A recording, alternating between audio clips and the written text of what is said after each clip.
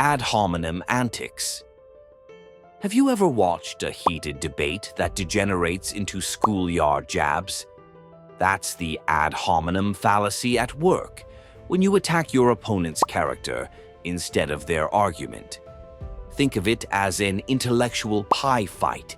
Instead of slicing your opponent's reasoning, you throw a pie in their face. Why wrestle with facts when you can wrestle with personalities, right? This fallacy has deep philosophical roots. Even Aristotle grumbled about it over 2 millennia ago. In Latin, ad hominem translates to the person, and since people have always had egos to bruise, this fallacy never goes out of style. Want to sidestep real discussion? Just point out your opponent's haircut, political party, or, heaven forbid, their lunch choices. One famous brush with ad hominem: the 1858 Lincoln-Douglas debates. Stephen Douglas called Abraham Lincoln a black Republican abolitionist. Did that address Lincoln's policies? Not even close, but it sure got headlines. Ad hominem is intellectually lazy but emotionally satisfying. Why bother climbing the mountain of logic when you can push people down the emotional hill? Next time someone tries to distract from your argument by discussing your zodiac sign, smile. You've spotted an ad hominem antic in the wild. Man Shenanigans.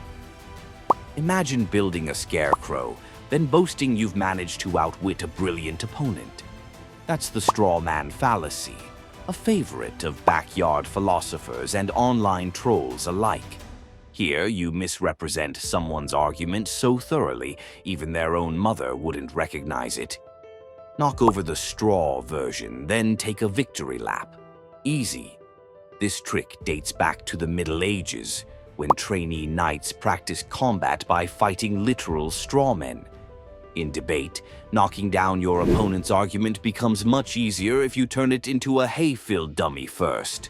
Who needs jousts when you've got rhetorical pitchforks? Philosopher Peter Singer once said, "The straw man fallacy may win debates, but it can't win truth." And isn't that the real prize? Yet, the temptation to oversimplify or even distort complex issues often proves too strong to resist. If you've ever heard, "So you're saying we should just list a simple policy change," congratulations. You've just met a straw man.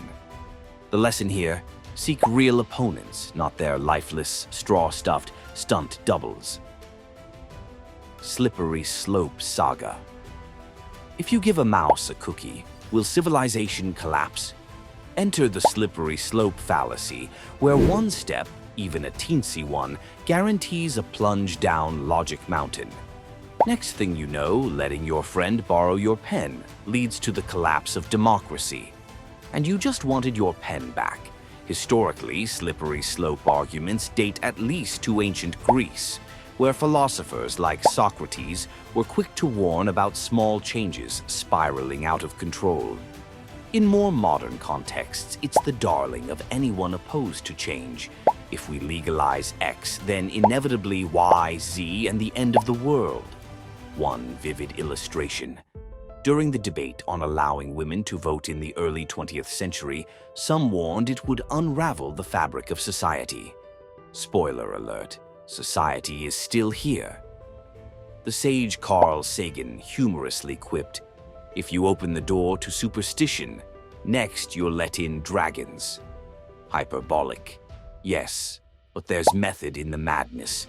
The world is complicated, and sometimes change really does unfold unpredictably. But don't let a single toboggan turn into an avalanche if you can help it. So, before you panic over a minor policy, ask, is this really a slippery slope, or just a harmless slide? Circular reasoning circus.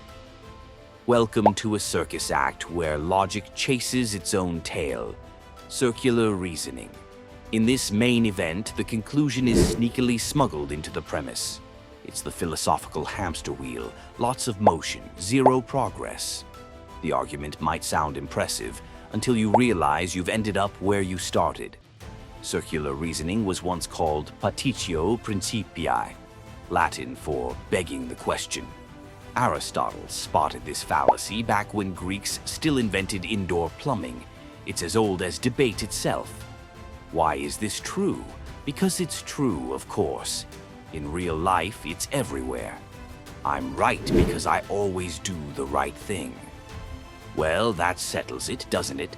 Or the classic, the Bible is true because it's the Word of God, and the Word of God is true because it's in the Bible. Even logic gets dizzy. Philosopher Bertrand Russell quipped, begging the question is like a snake eating its tail. The circle is satisfying, sure, but it's ultimately empty. If you catch yourself going round in circles, take a breath and ask, does the argument have an exit? Or am I doomed to wander this logical labyrinth forever? Enjoy the show and don't feed the performing premise. Red herring revelations. Let's take a detour, literally. The red herring fallacy is all about misdirection, a trick as old as sleight of hand.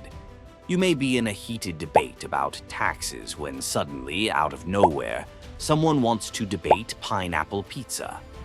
Wait, what were we talking about again? The term red herring allegedly comes from 18th century Britain, where pungent smoked fish were used to throw hunting dogs off a scent. An appropriate metaphor, drop a distractingly stinky argument, and your pursuer's logic gets hopelessly lost. In politics, red herrings abound. During Watergate, when asked about illegal activities, President Nixon would wax poetic about his dog, Checkers. The ancient Roman Cicero was a master of rhetorical red herrings, sometimes shifting entire court proceedings off course. Distraction, wrote psychologist Daniel Kahneman, is the kryptonite of decision-making. With a red herring, the more irrelevant and shiny the distraction, the better. So next time someone tries to steer your climate change debate into a discussion of how cold their office is, sniff around for a suspicious scent. Ignore the fish. They're just trying to lure your brain off track. False dilemma. Drama. Either you're with us or you're against us. Welcome to the stage of false dilemma, where the script always has only 2 lines. It's also known as the black or white fallacy, and if you've ever been told you must choose between cake or death, you know the struggle. This fallacy dates back to classical Greece, where philosophers debated the pitfalls of binary thinking. Medieval logicians cataloged it as false dichotomy, and in politics it reigned supreme. Every issue boiled down to just 2 possible choices, like a bad game show with no consolation prizes. A historic case. In 1962, U.S. President John F. Kennedy told the public that either America stands firm against the Soviets or faces doom in the Cuban Missile Crisis. The reality, of course, was packed with nuance. The philosopher Soren Kierkegaard mused, "Anxiety is the dizziness of freedom." Reality rarely operates in binaries, and truth is more like a spectrum than an on-off switch. Yet the appeal of simple choices can be hard to resist. So next time you're pushed to pick red or blue, up or down, cake or death, remember there's usually a rich buffet of nuanced options in between. Appeal to authority antics. Because the expert said so. The appeal to authority fallacy is the intellectual version of "Mom told me I could." Sure, experts can be wise, but does that mean they're always right? If only Nobel Prizes came with omniscience. The roots of this fallacy reach back to Aristotle, ironically, not just as a critic, but also as a frequent recipient. For centuries, Aristotle's word was as good as law. If he said flies had 4 legs, naturalists politely ignored beetle anatomy. This fallacy doesn't mean expertise is useless. After all, would you trust a plumber to perform open-heart surgery? But the danger comes when we stop thinking critically, rubber stamping opinions just because of a fancy lab coat or British accent. Philosopher Francis Bacon quipped, "Truth emerges more readily from error than from confusion." Sometimes experts debate just as much as amateurs, so blind authority isn't always a shortcut to wisdom. So, next time someone drops a celebrity scientist's name in an unrelated argument, ask yourself, is this true because the expert said so, or is it true full stop? Authority can guide, but it can't absolve you of thinking for yourself. Bandwagon Buzz. If everyone else is doing it, should you? The bandwagon fallacy says yes. It's peer pressure dressed up as logic. Popularity becomes proof. From tulip mania in 17th century Holland to the TikTok dance craze, humanity has a well-documented history of jumping aboard whatever bandwagon rolls by. This fallacy was given its catchy name in the 19th century by political campaigns, hopping on the literal bandwagon to gain momentum. The more crowded the wagon, the better the cause, or so it seemed. Social psychologist Solomon Asch famously demonstrated that people will conform to group opinion even when it's plainly wrong. Whenever you find yourself on the side of the majority, quipped Mark Twain, it is time to pause and reflect. But just because the crowd's there doesn't mean it's right. If everyone jumped off a logical cliff, would you? Fads fade, wisdom remains. So the next time you feel the pull of the majority, take a moment to check where the wagon's really headed and whether there's any solid reason to climb aboard. Found this video interesting?